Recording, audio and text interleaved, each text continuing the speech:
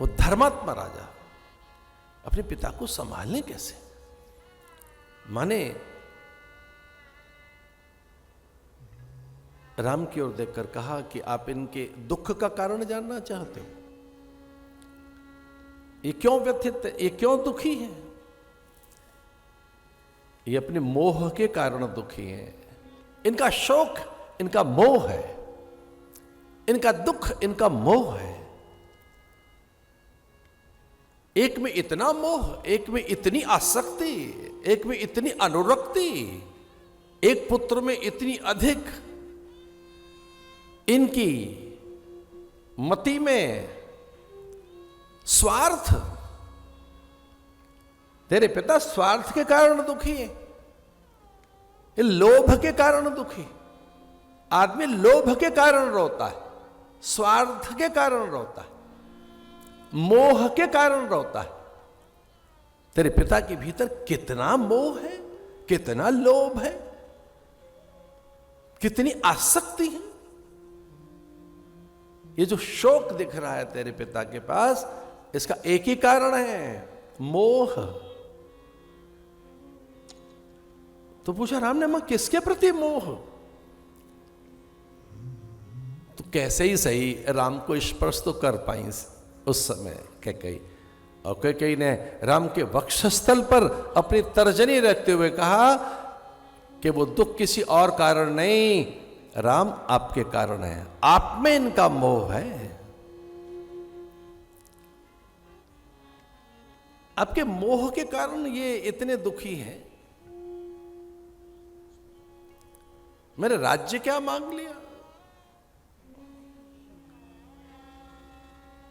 बातों में सारी कथा सुना दी माने कि ये जो स्वर्ण थाल है और इसमें जो ये मुकुट है अब भरत का है। राजदंड, राजवस्त्र, राजमुद्र का राज्याधिकार, ये समूची वसुधा के वैभव का एकमात्र भोक्ता मेरा भरत है। अब उनके मुंह से ऐसा निकला, मेरा भरत। वो तो मेरा राम बोलते थे, मेरा भरत, मेरा बेटा समूची वसुधा के वैभव का एकमात्र भोक्ता है। अब ये मुकुट का अधिकारी मेरा पुत्र भरत, इस राजवस्त्र का और राजदंड का, राजमुद्रिका का और समूचे वसुधा के वैभव पर नियंत्रण मेरे पुत्र का होगा। अब उसका वर्चस्व रात से स्थापित हो गया है, उसी का आधिपत्य है, उसी का स्वामित्व है, उसी के अधिकार में पूरी धरा तेरे पिता ने रात को ही मुझे सौंप।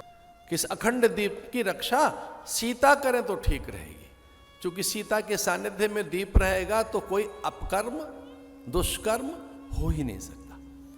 सर्वश्रेष्ठ करीम सीता, सीता है क्या? उद्भव स्थिति संहार कारिणी क्लेशहारिणी। सर्वश्रेष्ठ करीम सीता न तो हम राम वल्लभाम। संयोग से आपको बड़ा आनंद होगा सुनकर, आज सीता अष्टमी है। आज के दिन सीता जी प्रकट हुई।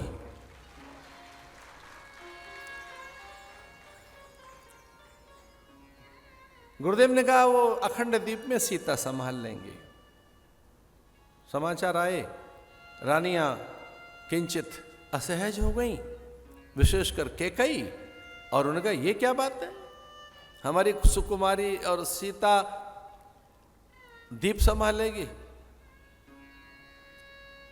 सुकोमल हाथ उनके दीप को ठीक करने में, उन्हें आंच लग गई, दीप की उष्णता लग गई, ताप हो गया, ताप लग गया।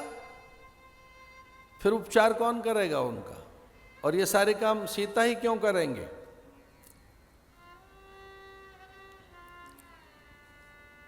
थोड़ा विलंब हुआ आने में, तो गुप्तचरों से पूछा राजा ने कि भाई संदेश आ नहीं रहा है, अंदर से बात क्या हो रही है? गुप्तचरों ने कहा कि रानियां तो ऐसे बोल रही हैं। तो गुरुदेव ने कहा कि ठीक है फिर छोड़ो, सीता नहीं करेगी। सीता क्यों करती है? मैं अपने तप बल से ही अयोध्या के अनिष्ट की निवृत्ति करता हूं। हम आपके गुरु हैं। और कब से हैं आपके घर के गुरु? मनु काल से, इक्ष्वाकु वंश परंपरा के काल से। पता नहीं कितने राजा आए और गए, वशिष्ठ तो जस के तस हैं।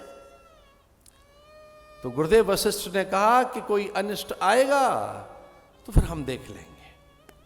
तो राजा 13 बार मूर्छित हुआ।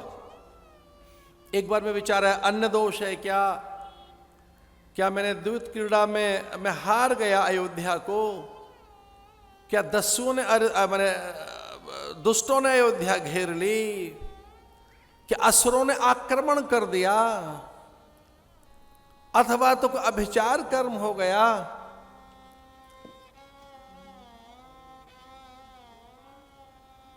और अंत में बस वो एक ही बात सोचते रहे कि नहीं, ऐसा कुछ नहीं हुआ। अयोध्या अभिचार से नष्ट नहीं की जा सकती, अपकर्म से। अभिचार कर्म जानते हो क्या है? टोना टोटका किया कराया इधर उधर का। ग्राहकों से बात आप ढंग से नहीं कर रहे हैं, कह रहे हैं दुकान बंद हो गई। आलस्य आपका है। उद्योग में प्रावीण्यता, कौशल, विवेक, विचार, अर्थ का निवेश आपको नहीं आता, कहते हैं व्यापार ठीक नहीं चल रहा। अब हम ये तो कहते नहीं उसे, भैया तेरी गलती है।